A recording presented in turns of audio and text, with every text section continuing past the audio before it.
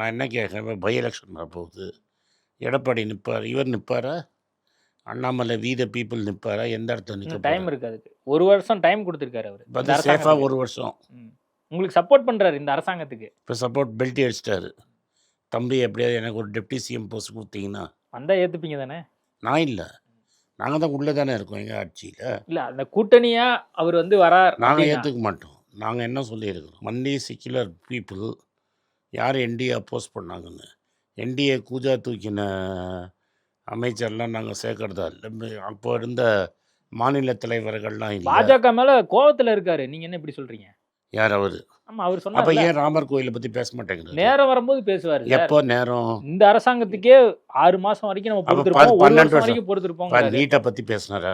கோயம்புத்தூர் தமிழ்நாட்டு நலம் சார்ந்துதான் என்னோட அரசியலே இருக்க அப்ப போகுதுன்னு கொஞ்சம் பொள்ளாச்சியில பேசிட்டாரு. கரகோஷம் பாத்தீங்கல்ல? நாங்கள் பார்க்குறோம் சார். அவர் ஏரியாவில் தான் 4 குழந்தைங்க சூசைட் பண்ணியிருக்கோம். எங்கள் மாநில தலைவர் அங்கே போய் பார்த்துருக்குறாரு. சேலத்துக்கு போனோம், தருமபுரிக்கு போனோம், கிருஷ்ணகிரி போனோம், கோயம்புத்தூர் போனோம்.